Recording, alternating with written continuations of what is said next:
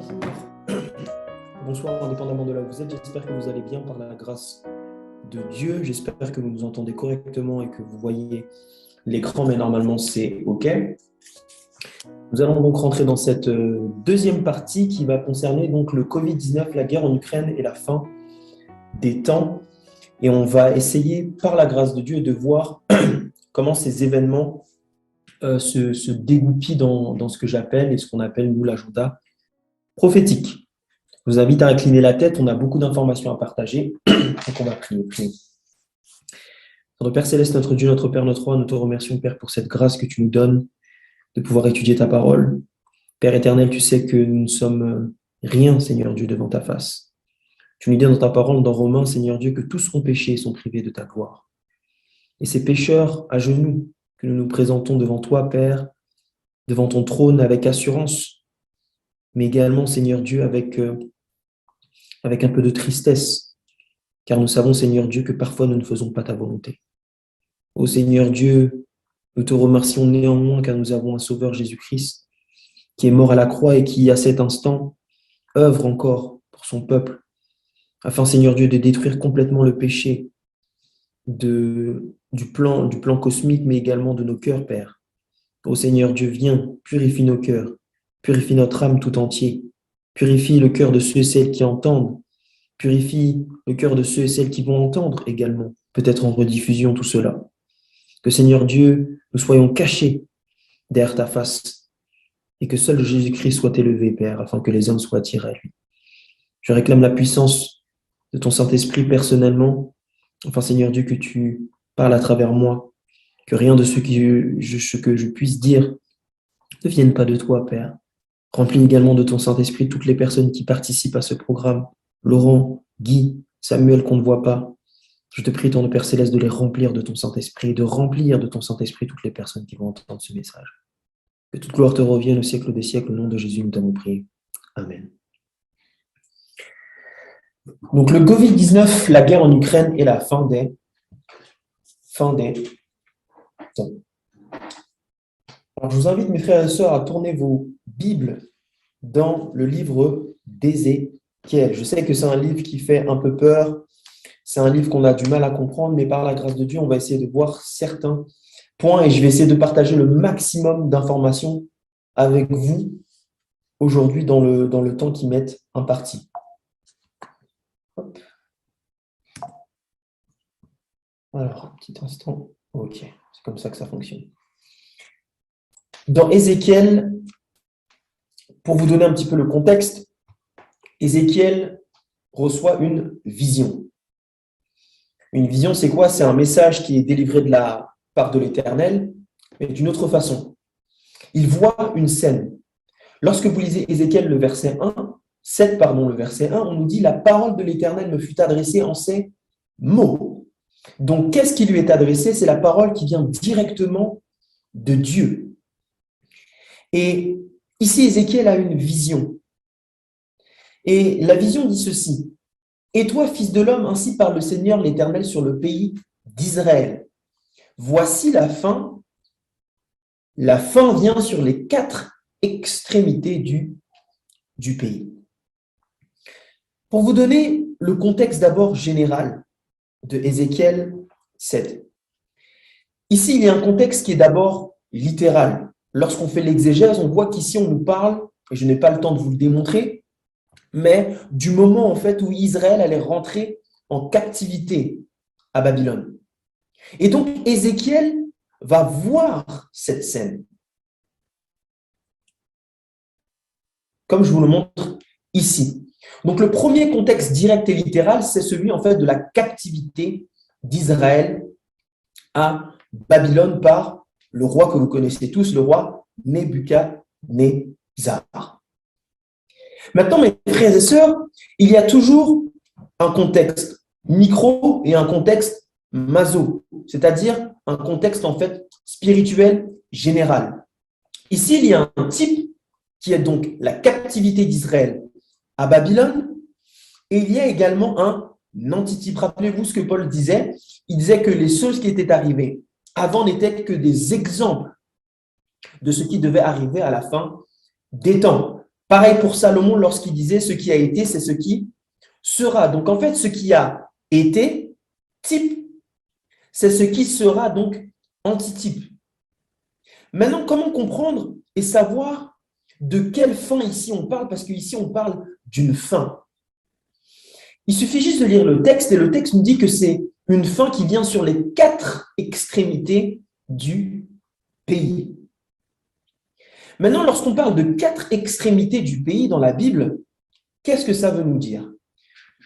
Lorsqu'on décrypte cela, dans Apocalypse 7, le verset 1, on nous parle justement des 4 anges qui sont aux 4 coins de la terre, lorsqu'on lit le verset 1 que je vous ai mis sur l'écran. Et ils retiennent donc les 4 vents de la terre, afin qu'il ne soufflât point de vent sur la terre, ni sur la mer, ni sur aucun arbre. Donc, lorsqu'on parle des 4 extrémités de la terre, on parle de quoi? On parle de toute la terre. Puisque rappelez-vous, dans le contexte de Apocalypse 7, on nous parle des 4 anges qui sont prêts à relâcher les vents, qui sont prêts, la colère de Dieu donc est prête à être déversée. Et Jean va voir la vision et il va entendre une voix forte qui va dire aux 4 anges, slow down, stop, stop, stop, stop, stop, ne faites de mal ni à la terre, ni à la mer, entre parenthèses, ni à aucun arbre, et ne faites point de mal, etc., jusqu'à ce que nous ayons marqué du sceau le front des serviteurs de notre Dieu. Autrement dit, ne déverse pas encore les coupes sur la terre, sur toute la terre, parce que les serviteurs de Dieu, c'est le mot ici, doulos, doivent être scellés. Donc, lorsqu'on parle de 4 extrémités dans Ézéchiel, mes frères et sœurs, on parle de quoi? De toute la terre. Et par conséquent, lorsqu'on parle de l'antitype, lorsqu'on parle de la fin qui vient sur les 4 extrémités, on parle d'une fin donc du monde, mes frères et sœurs. Donc, il y a donc 2 applications. Une qui est liée littéralement à la captivité d'Israël, contexte direct et historique de la vision, mais il y a une portée spirituelle qui nous parlera donc de la fin du monde, c'est-à-dire au retour de Jésus. Maintenant, mes frères et sœurs, quel est le lien avec le Covid-19, l'Ukraine et la fin des temps? Quel est donc le lien que l'on a, nous, avec ces événements aujourd'hui? Quelle indication Dieu nous donne par rapport à l'agenda prophétique? Laissez-moi d'ailleurs vous donner la structure globale de Ézéchiel 7 à Ézéchiel 9. Vous allez voir, c'est très simple. Ézéchiel 7, on vient de le voir, je vous l'ai démontré rapidement, nous parle de quoi? Nous parle de la fin du monde, dans l'antitype. Dans le type, c'était quoi? Captivité d'Israël à Babylone. Maintenant, juste après, il y a le chapitre d'Ézéchiel 7 qui, lui, nous parle d'un événement. Rappelez-vous, Ézéchiel 8, le verset 16, je ne l'ai pas mis, mais qui nous parle d'une vision que Ézéchiel a et il va rentrer dans la maison de l'Éternel. Et il va voir qu'il y a environ 25 hommes, le verset 16, qui tournent le dos au temple et le visage vers l'Orient et qui se prosternent à l'Orient devant quoi? Devant le soleil. On parle ici de l'adoration du soleil. L'antitype, à la fin des temps, qu'est-ce qu'il y aura? Il y aura une adoration qui sera faite au jour du soleil, c'est-à-dire le Sunday, le dimanche. Il y aura un décret. Ézéchiel 7 nous décrit la fin du monde. Ézéchiel 8, dans l'antitype, nous décrit le décret de l'adoration du soleil. Et Ézéchiel 9 vient ensuite. Et rappelez-vous, qu'est-ce qui se passait dans Ézéchiel 9 si vous lisez le verset 4? On nous parle ici d'un ange qui va venir quoi? Sceller son peuple. Un peu comme, vous vous rappelez l'histoire de Exode, je crois que c'est Exode 19 ou Exode 7, je ne me rappelle plus, 16, pardon, où il devait mettre quelque chose sur leur linteau pour que l'ange de la mort passe, reconnaissent, oh, il y a une marque sur leur maison, il y a une marque devant leur porte. Pareil ici dans Ézéchiel 9, on nous parle du scellement, de comment ceux et celles qui ont été fidèles face à l'adoration du soleil, ceux qui ont refusé d'adorer le soleil, comment ces personnes-là, qui ont été déclarées fidèles, donc les serviteurs de Dieu, vont donc être scellés, mes frères et sœurs. Et donc, nous, on le sait, si on fait le lien avec la fin des temps, ça nous donne ceci. Quand on arrivera donc à la fin du monde, Ézéchiel 7, nous verrons un décret pour l'adoration du dimanche, Ézéchiel 8. Et donc, mes frères et sœurs, ce sera donc le test pour recevoir soit la marque de la bête, ceux et celles qui auront décidé d'adorer le dimanche, c'est plus complexe que ça, hein, mais je caricature un petit peu, ou soit recevoir le sceau de Dieu, ceux et celles qui auront décidé de rester et de rester fidèles, à Dieu lui-même. Donc, voici la structure d'Ézéchiel 7 à Ézéchiel 9. Lorsqu'on parle d'agenda prophétique, mes frères et sœurs, si on avait le temps d'étudier, vous verrez qu'en fait, c'est formidable. Dieu est un Dieu d'ordre. Tout en réalité a une signification.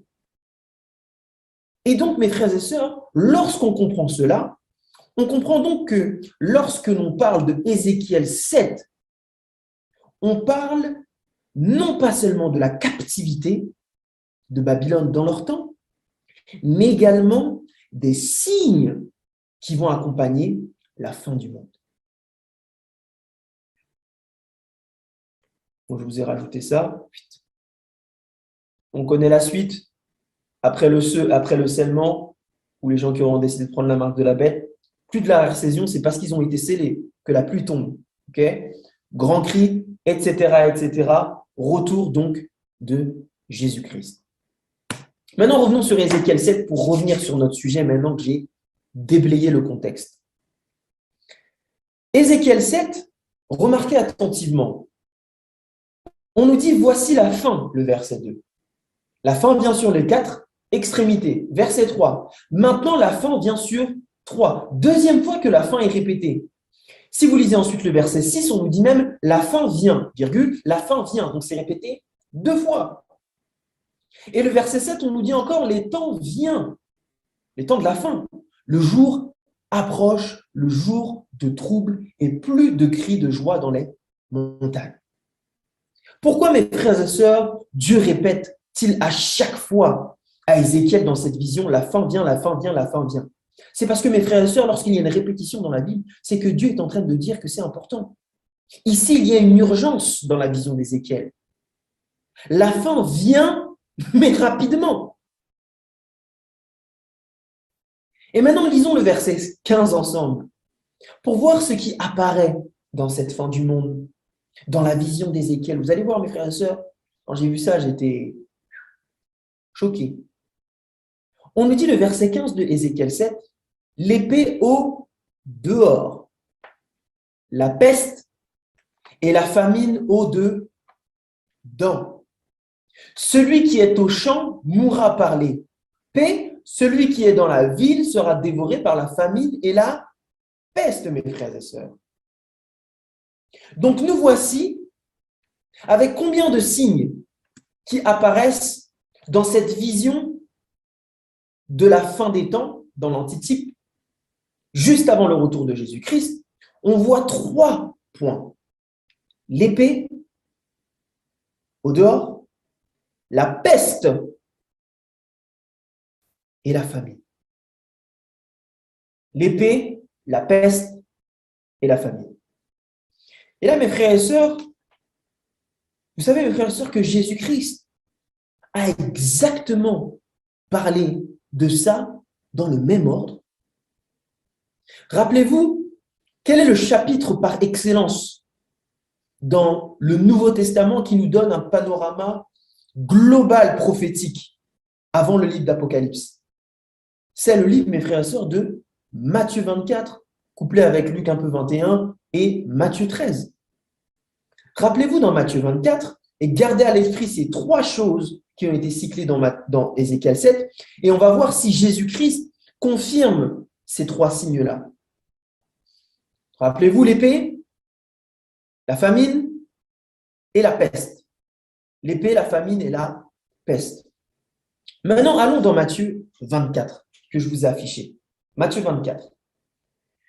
Matthieu 24, pour vous donner le contexte, Matthieu 23, Jésus-Christ décrit la situation de l'Église. C'est le seul chapitre où Jésus-Christ parle avec une telle fermeté, mes frères et sœurs, en disant malheur aux pharisiens, malheur aux scribes, malheur à vous qui faites ceci, malheur à ceux-là. Et d'ailleurs, lorsque vous regardez le mot malheur dans le mot grec, c'est le mot hélas. C'est pas tant que Dieu jetait des malédictions sur eux, mais c'est que Jésus-Christ disait hélas à vous, pharisiens et scribes. Il était plutôt peiné. Nous devrons lire Matthieu 23 comme Jésus-Christ qui est peiné de voir l'état de son Église. Et il va terminer, je crois, le verset 38 en disant bientôt, votre lieu sera désert. Maintenant, Jésus-Christ était toujours accompagné de ses disciples et les disciples ont entendu ça. Et nous voici du coup dans Matthieu 24. Et Jésus va sortir du temple, donc Jésus-Christ allait à l'église. Amen. Jésus-Christ sort de l'église, il va dans la nature, sur la montagne des Oliviers, et les disciples lui posent une question et lui disent « Jésus, dis-nous quand cela arrivera-t-il? Et quel sera le signe de ton avènement et de la fin des temps ?» Les disciples donc vont être, comment dire, ils vont se poser des questions, ils vont dire « Mais Seigneur Dieu, tu vas dire que le lieu va être désert, mais c'est quand que cela va arriver? Et si tu nous dis que le temple va être désert détruit, ça veut dire que si le temple est détruit, c'est la fin du monde. » C'était l'association que les disciples avaient. Destruction du temple est égale à fin du monde. Et les disciples donc vont lui demander quand. Quand, lorsqu'on parle de quand, c'est pas où, c'est pas qui. Quand, c'est une temporalité. Donc ici, les disciples posent bien une question sur la temporalité des événements. Je n'ai pas le temps de creuser sur ça, mais on va rester sur ça. Le deuxième point qu'on peut voir, c'est que on parle des signes d'avènement et de la fin du monde. Lorsqu'on parle du monde, on parle d'une universalité. C'est-à-dire que ces signes-là doivent être soit à l'échelle mondiale, soit à une intensité mondiale, soit ont un impact universel. Parce que vous savez qu'il y a beaucoup de gens qui, la manière dont on interprète Matthieu 24, il y a des gens qui disent oui, mais certains des signes, parce qu'il y a une application littérale, peut-être qu'on les verra, je ne sais pas si on aura le temps, nous disent ah, mais c'était des événements qui sont passés seulement aux États-Unis, etc. Oui, mais l'impact, mes frères et sœurs, était mondial. L'impact était mondial. Donc, c'est soit à l'échelle, soit l'intensité, soit l'impact qui est universel. Et j'ai mis le troisième point que j'ai redit tout à l'heure, donc qui concerne la fin du monde. Donc, peu importe ce que sont ces signes-là, ils doivent rentrer dans ce spectre, dans ce spectre-là. Maintenant, question. Dans Ézéchiel 7, il y avait deux applications. Il y avait une application du type, c'est-à-dire captivité de Babylone, et il y avait une application à la fin du monde au retour de Jésus-Christ. Est-ce le cas, mes frères et sœurs, dans Matthieu 24? Non, on le sait. En tant qu'adventiste du 7e jour, et je n'ai pas le temps de vous faire la démonstration, on sait que littéralement, dans leur contexte, dans leur époque, ces signes qui ont été décrits sont arrivés, notamment lors de la destruction de Jérusalem en l'an 70 après Jésus-Christ. Première application. Et la deuxième application a été faite et sera faite juste avant le retour de Jésus-Christ. Donc nous, ce qui va nous intéresser, ce n'est pas tant la destruction de Jérusalem en l'an 70, ça on pourra le faire. Mais nous, ce qui va nous intéresser, c'est tous les événements qui ont un lien avec le retour de Jésus-Christ, c'est-à-dire dans notre génération, comme le dit Matthieu 24. Maintenant, voyons un petit peu Matthieu 24. Matthieu 24, on va lire du verset 4 au verset, on verra, jusqu'au verset peut-être 14. Jésus leur répondit, c'est la première chose que Dieu dit concernant les signes. Prenez garde que personne ne vous séduise. Si vous voyez, mes frères et sœurs, qu'il y a une grande séduction, il y a des hommes et des femmes qui se prennent pour des gourous. Il y a des gourous dans tous les sens, dans toutes les dénominations. Il y a des personnes qui font entrer des doctrines, des fausses doctrines, dans toutes les dénominations. On l'a vu il n'y a pas longtemps, il y a eu l'histoire de comment il s'appelle vous savez, le grand, il s'appelle Zacharia, je crois, je ne me rappelle plus. Ravi Zacharia. Quand il est mort, ils ont découvert que la personne, en fait, violait des personnes, violait des femmes à sa mort. Sûrement l'un des plus grands, peut-être des grands enseignants au niveau de l'apologétique du XXIe siècle, Ravi Zacharia. Tout le monde l'adulait. Ouais. Même moi, je me disais, waouh, le mec, j'ai lu ses livres. Quand il est mort, qu'est-ce qu'on a vu? Que le gars, en fait, violait des personnes. Séduction. Séduction.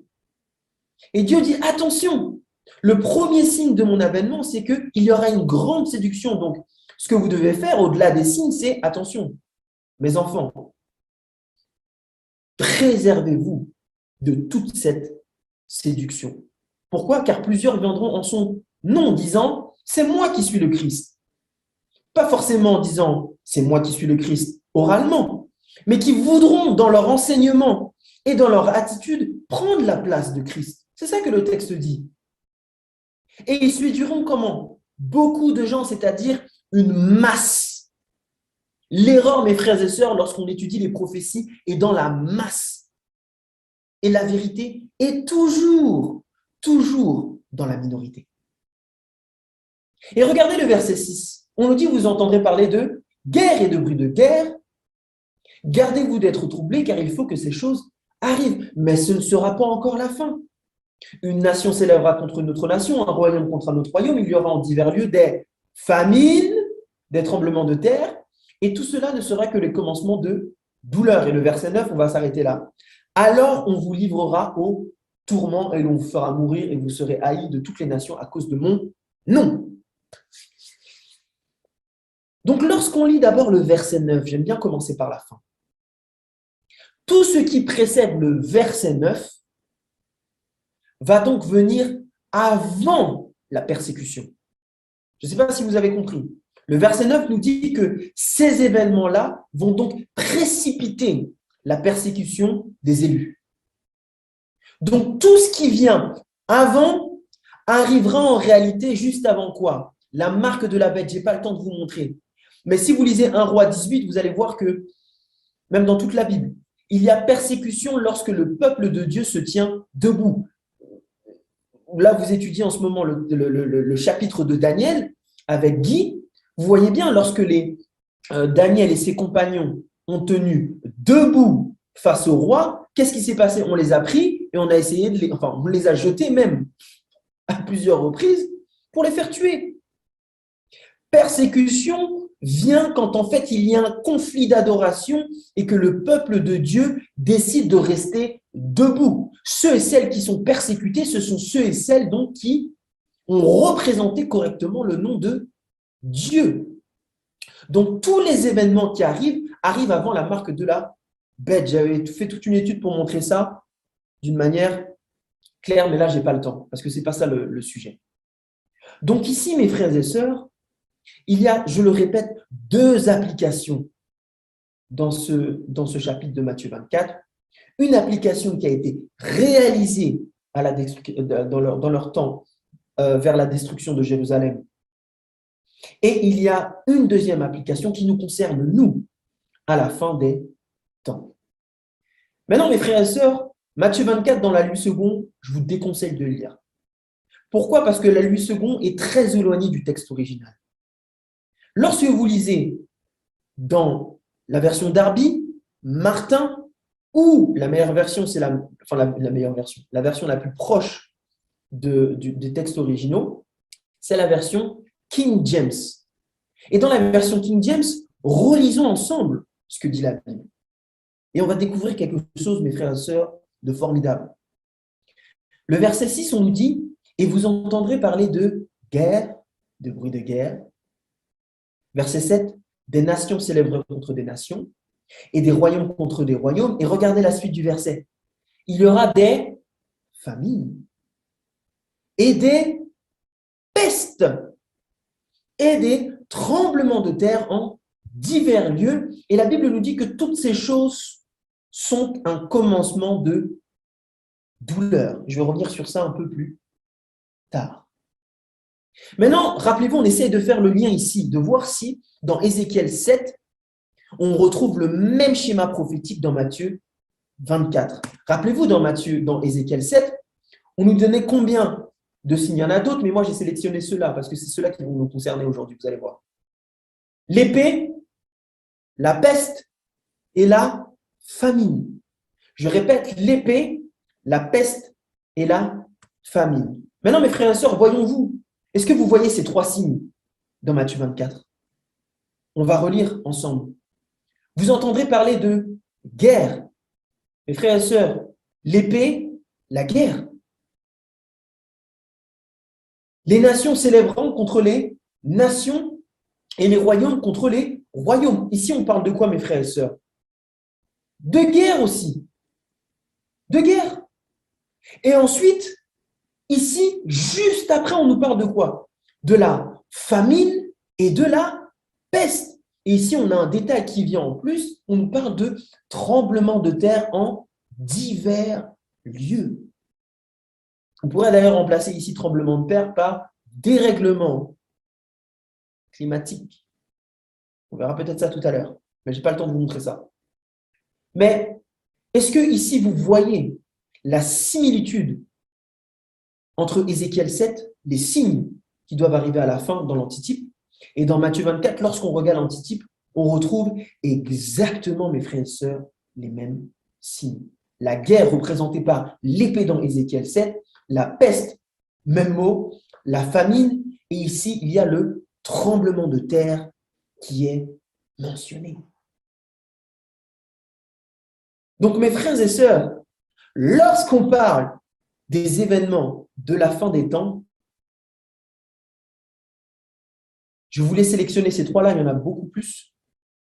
Mais étrangement, dans Ézéchiel 7 et Matthieu 24, on retrouve exactement les mêmes juste avant la fin des temps.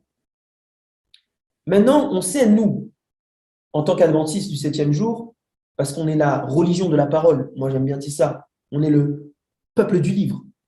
On n'a aucune prétention, mais la seule prétention qu'on pourrait avoir, c'est que nous, on est sola scriptura. C'est tout.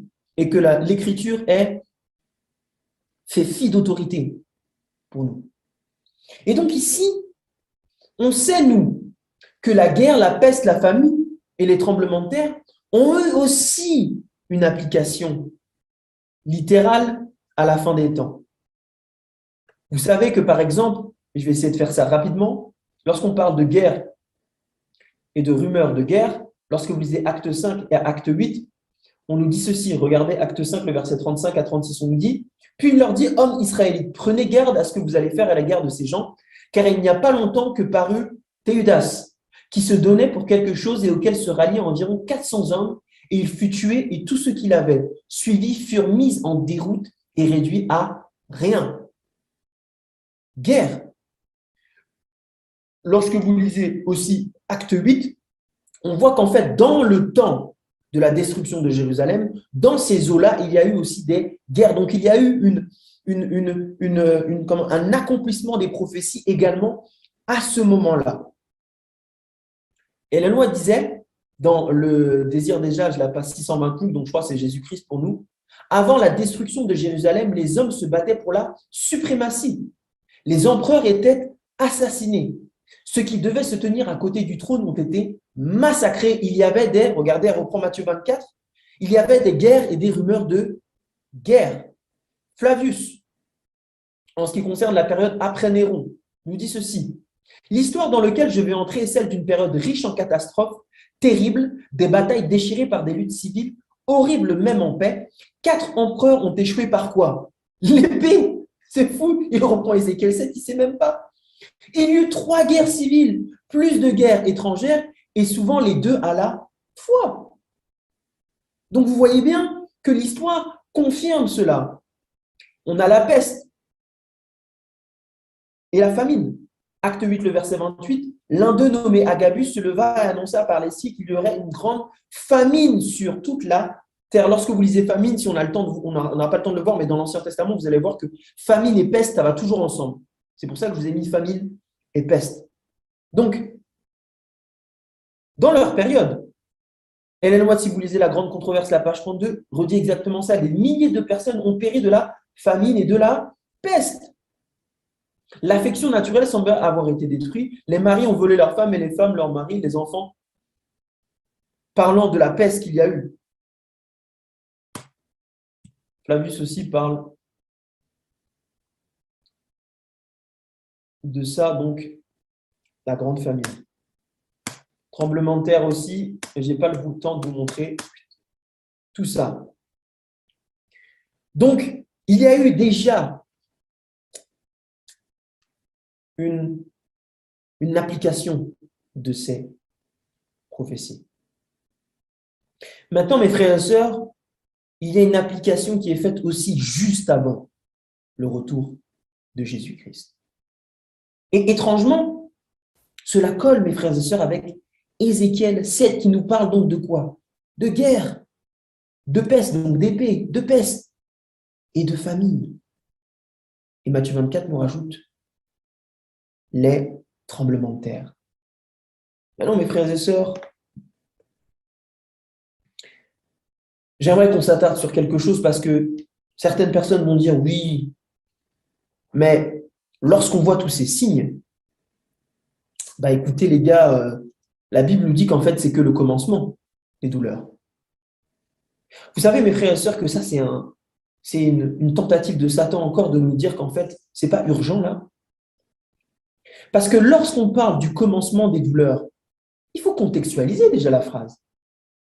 La phrase nous parle de quoi, mes frères et sœurs? Des événements de la fin. Donc, lorsqu'on parle du commencement des douleurs, ce n'est pas le commencement du début, c'est le commencement de la fin des temps. Donc, déjà, ça change le panorama. On n'est pas comme ça en train de se dire, hey, les gars, c'est le début de façon. Non, non, c'est le début de la fin. Pour ceux et ça, les personnes qui ont regardé des films et des séries, vous savez, mes frères et sœurs, que quand c'est le début de la fin de la série, les événements arrivent très rapidement. Maintenant, comment montrer ça bibliquement? Lorsqu'on parle ici des commencements de douleur, lorsque vous regardez le mot douleur, c'est les douleurs qui sont liées à l'accouchement d'une femme. Donc, quand on nous dit c'est le début de le commencement des douleurs, ici Dieu est en train de nous dire, lorsque je parle de ça, c'est que ça va faire exactement de la même manière que quand une femme est sur le point d'accoucher. Vous savez que c'est exactement ce que disait Paul dans la lettre aux Thessaloniques, le chapitre 5, le verset 1, il va dire « Pour ce qui est du temps et des moments, vous n'avez pas besoin, frères, qu'on vous en écrive, car vous savez vous-même que le jour du Seigneur viendra comme un voleur dans la nuit. » Autrement dit, après 1844, arrêtez de mettre des dates. C'est ça ce que Paul disait. Quand les hommes diront paix et sûreté, alors la ruine soudaine les surprendra comme les douleurs de l'enfantement surprennent la femme enceinte.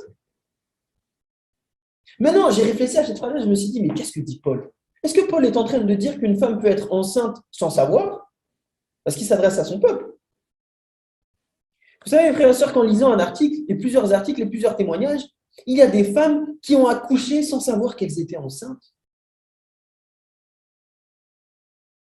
Vous saviez ça? Donc, de la même manière, il y a des personnes qui, lorsqu'ils vont voir les signes, vont même pas réaliser qu'en réalité, c'est les douleurs, c'est la faim. C'est le début de la fin. La femme est sur le point d'accoucher. Donc, les signes sont sur le point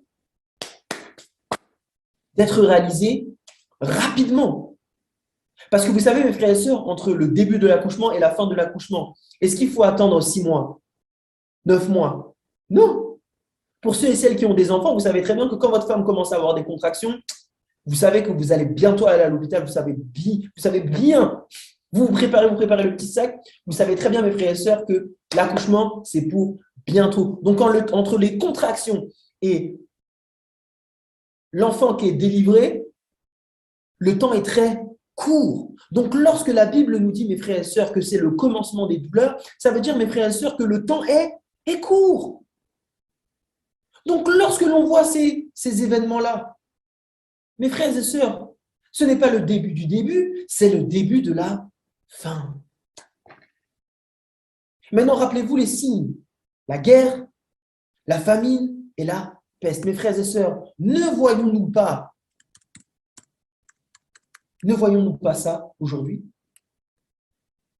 Est-ce qu'on ne voit pas ça aujourd'hui, mes frères et sœurs? Et quand je vous dis ça, si on avait le temps, je vous aurais montré qu'il y a eu des guerres avant. Il y a eu la Première, la Seconde Guerre mondiale, il y a eu des guerres. Mais je vous rappelle que Dieu nous dit, ça sera comme une femme qui accouche.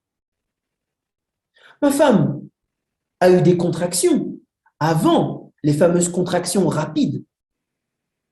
Mais ça ne voulait pas dire que c'était l'accouchement. Mais étrangement, les mêmes signes, lorsqu'il y a la période de contraction forte jusqu'à l'accouchement, les mêmes signes avant-coureurs se répètent maintenant d'une manière rapide. Donc, lorsqu'on parle de guerre, de famine et de peste, oui, il y a eu des famines avant, oui, il y a eu de la peste avant, oui, il y a eu de la guerre.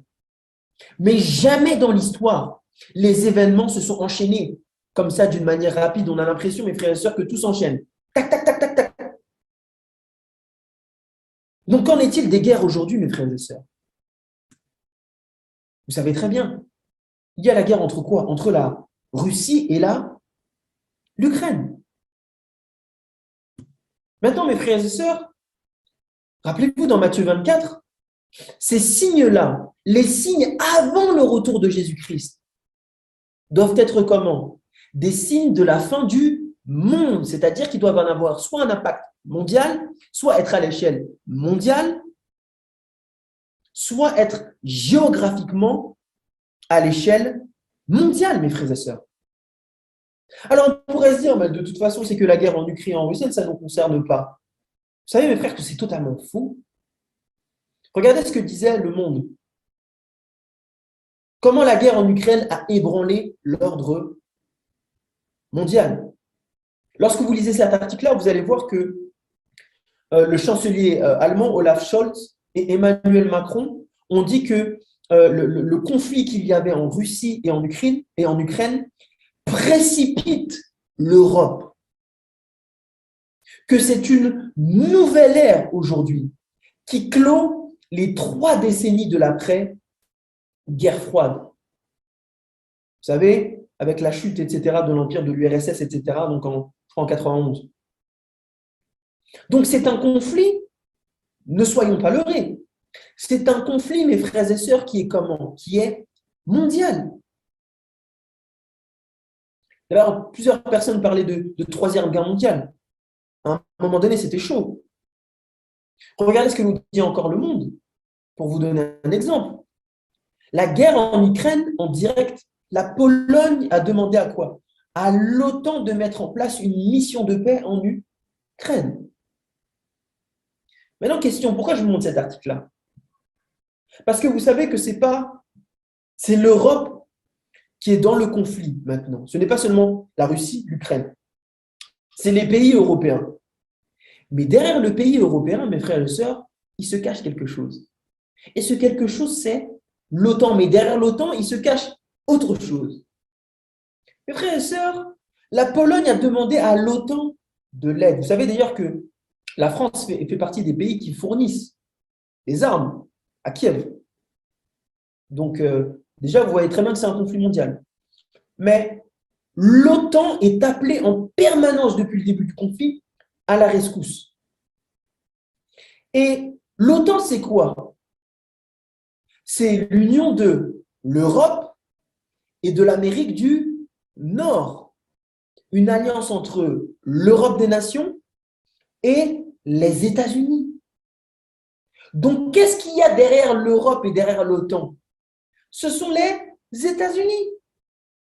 Et vous savez, mes frères et sœurs, que Joe Biden a annoncé ce mercredi une assistance sécuritaire supplémentaire à l'Ukraine de 800 millions de dollars. Vous imaginez? Les États-Unis a injecté 800 millions de dollars dans la guerre, mes frères et sœurs, en Ukraine. Mais est-ce que la France a fait ça? Non. Est-ce que l'Italie a... Non. Est-ce que l'Angleterre a fait ça? Non. Surtout pas l'Allemagne. L'Allemagne, ils ont peur. Mais le peu, c'est pas ça. C'est les États-Unis, mes frères et sœurs, qui ont fait ça. Ça veut dire, mes frères et sœurs, que ce conflit-là, en réalité, ne met pas simplement l'Ukraine et la Russie en avant, ne met pas simplement l'Ukraine en avant, mais comme le disait Laurent dans un question-réponse, je me rappelais, c'est les États-Unis qui sont en avant, l'une des bêtes. Vous avez peut-être déjà vu ça avec Guy. Et maintenant, mes frères et sœurs, il y a donc une guerre mondiale. Vous savez, quand on écoute les médias, ils disent « Oh, mais non, la France n'est pas vraiment en guerre. Non, les États-Unis ne sont pas en guerre. » Ah ouais. Mais les États-Unis, la France et l'Europe fournissent des armes à l'Ukraine. Et donc, c'est l'Ukraine qui va se battre. Et donc, c'est l'Ukraine qui est en guerre. Bien sûr, ce n'est pas logique. Si un pays est en guerre, mon frère est en guerre, je lui passe une arme, qu'est-ce que je fais? Je participe à la guerre. Pas parce que je ne suis pas au front que je ne suis pas en guerre. Donc aujourd'hui, mes frères et sœurs, c'est une guerre globale. On n'a jamais vu ça. Et seulement la première et la deuxième guerre, et peut-être la guerre froide. On n'a jamais vu ça. Et Dieu seul sait où on va aller. Mais Dieu sait. Maintenant, mes frères et sœurs, quelles sont les conséquences de ces guerres aujourd'hui? Dieu avait prévu ça, mes frères et sœurs. Depuis, ce sont des indicateurs qui nous disent, écoutez les gars, wake up, réveillez-vous. J'arrive. Quelles sont donc les conséquences de cette guerre aujourd'hui? Vous savez, mes frères et sœurs, que l'une des conséquences, c'est la famine.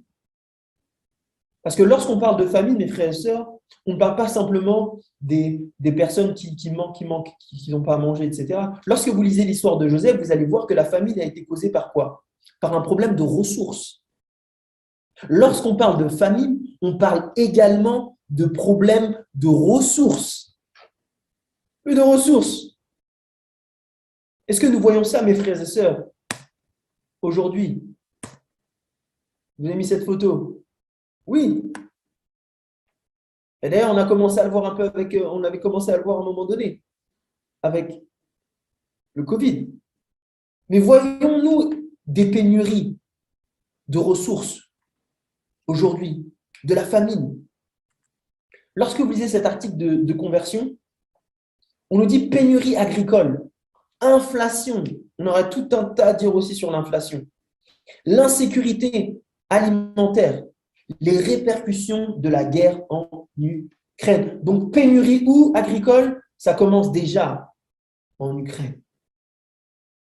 Maintenant, mes frères et sœurs, est-ce que ça nous concerne? Vous allez voir que oui. RTL disait les infos de 5 heures. Guerre en Ukraine. Les agriculteurs français redoutent quoi? Les pénuries. Donc, la pénurie qui a commencé en Ukraine s'impacte maintenant où, mes frères et sœurs? En France et dans le monde entier. Qu'en est-il, mes frères et sœurs, maintenant de la famine?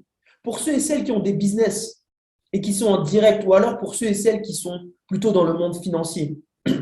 Moi, je travaille dans la finance.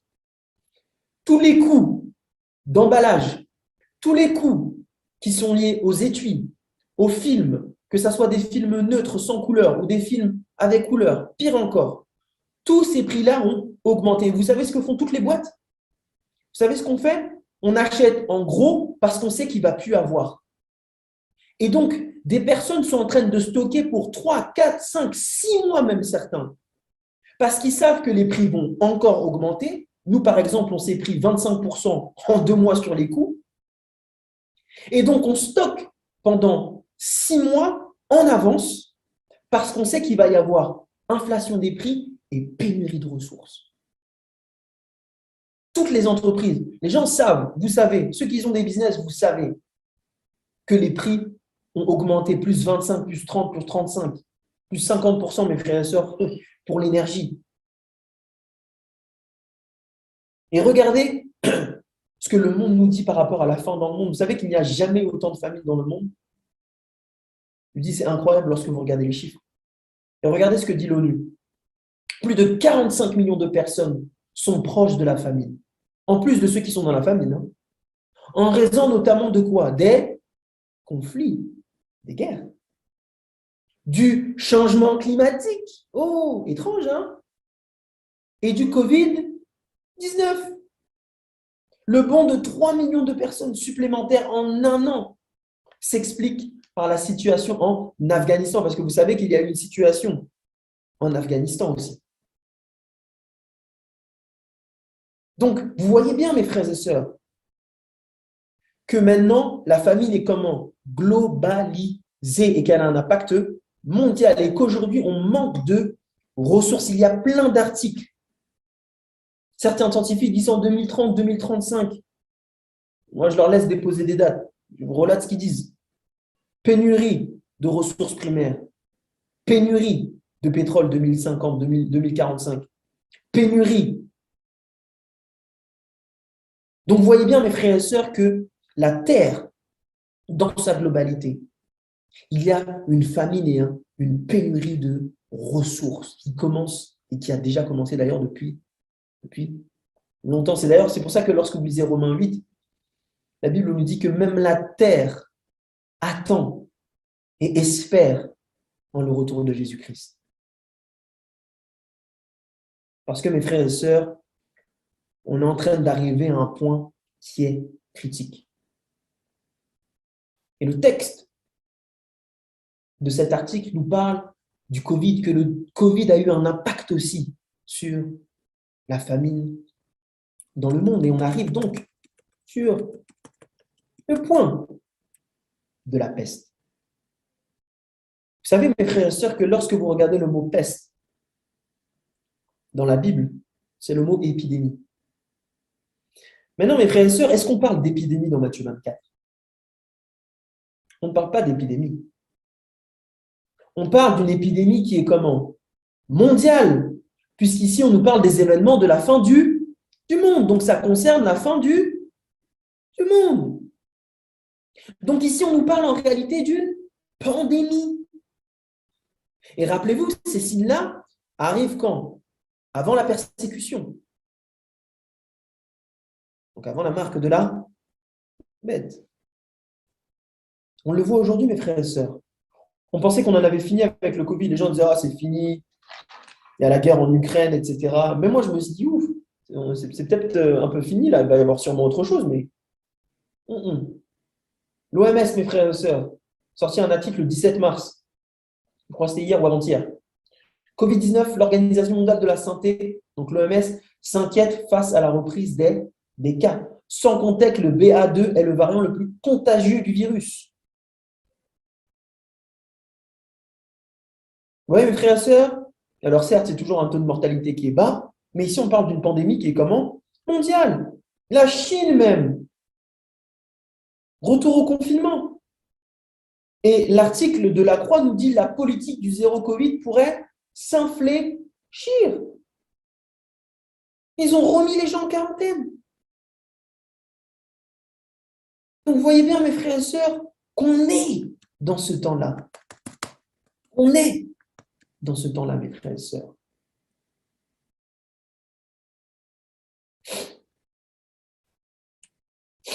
Maintenant, mes frères et sœurs, qu'on a vu ça.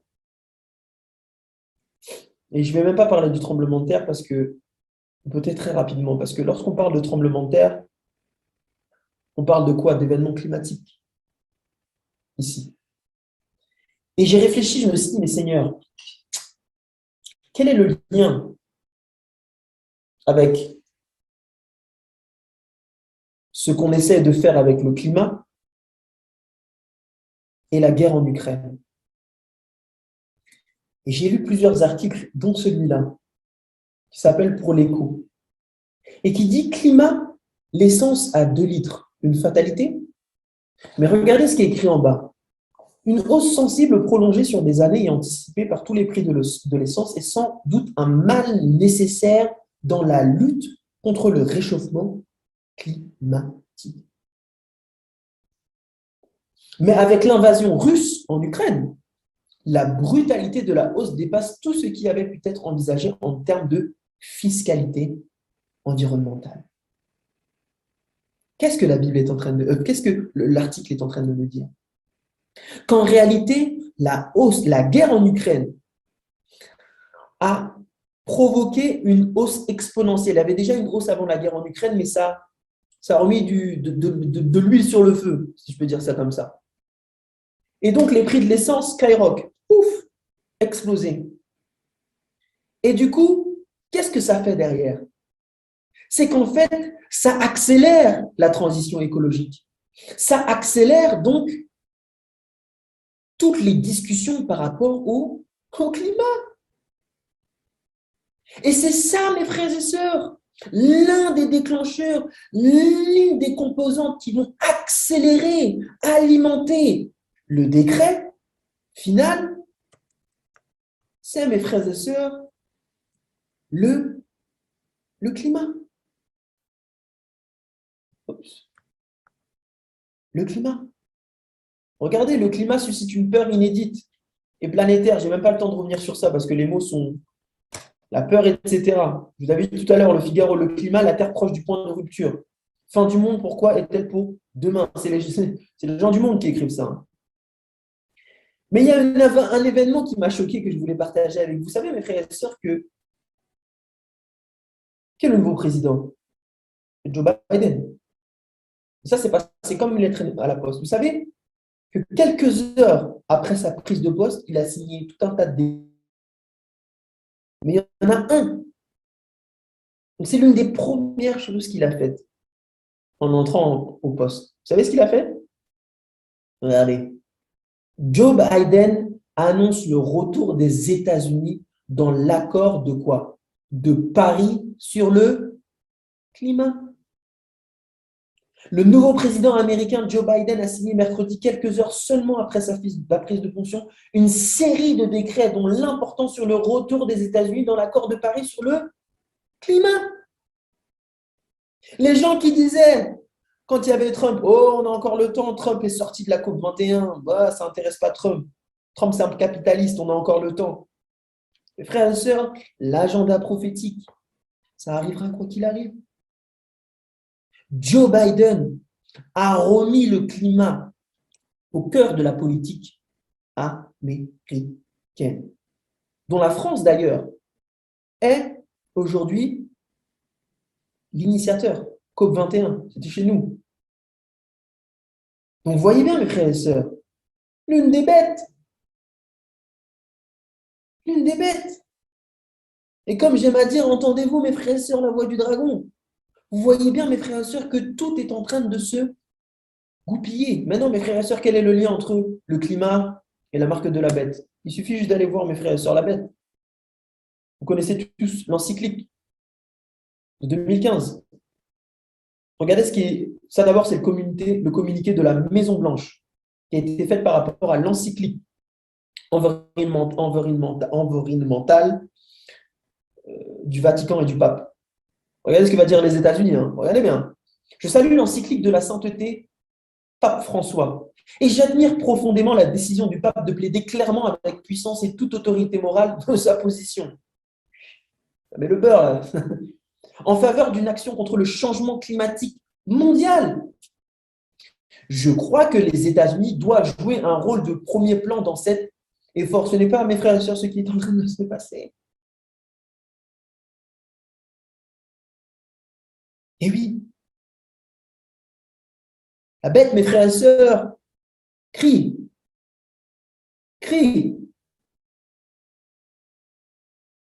Maintenant, quel est le lien, mes frères et sœurs? Vous savez que dans l'encyclique, il fait très bien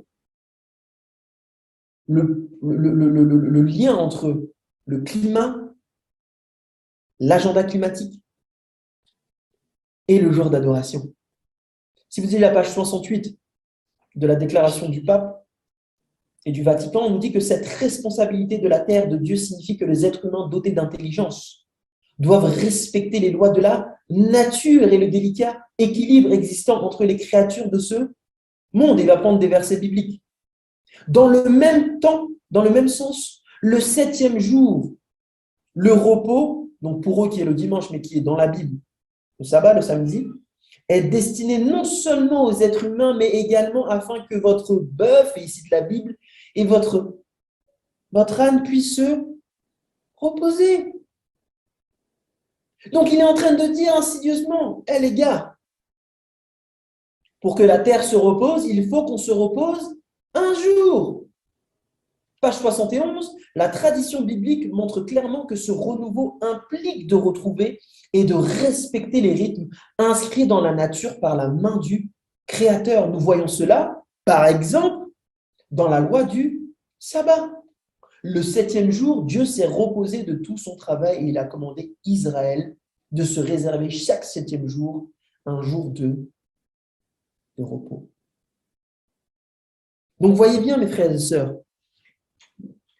que tous ces événements, la guerre que nous voyons, la peste, l'épidémie, la pandémie mondiale, la famine, le manque de ressources, les personnes n'ont jamais été aussi pauvres. J'écoutais une émission, je crois, sur BFM Business, qui disait que même si le SMIC a augmenté, l'inflation, en fait, est au-dessus. Et donc, même les personnes qui étaient au SMIC il y a peut-être 10, 15 ans de ça, qui touchaient un SMIC à 1 000 euros, aujourd'hui, on a un SMIC brut à 1 600 euros. Ceux qui sont à 1 600 euros aujourd'hui sont plus pauvres que ceux qui avaient un SMIC à 1 000 euros. Donc, les gens n'ont jamais été aussi pauvres, mes frères et sœurs. Et on voit, mes frères et sœurs, qu'il y a des dérèglements climatiques. Et que ces dérèglements climatiques vont être instrumentalisés par le pape, les États-Unis, l'Europe, donc par l'État. Et mes frères et sœurs, la religion, ensemble. Et cela, mes frères et sœurs, va amener donc à quoi? Le verset 9. Alors on vous livrera au tourment, parce qu'il y aura des hommes et des femmes qui, en voyant ces événements prophétiques, vont comprendre qu'ils doivent se préparer et rester en Jésus-Christ. Des hommes et des femmes vont comprendre que ces signes-là ne sont pas pour faire peur, mais en réalité, comme il est dit dans Luc 21, le verset 28, que lorsque ces choses-là vont commencer à arriver, regardez en quoi? En haut. D'ailleurs, j'aime bien cette phrase parce que lorsqu'on nous dit regarder en haut, on nous dit quoi? De regarder au ciel? C'est littéral? C'est pas littéral. C'est spirituel. Qu'y a-t-il au ciel, mes frères et sœurs?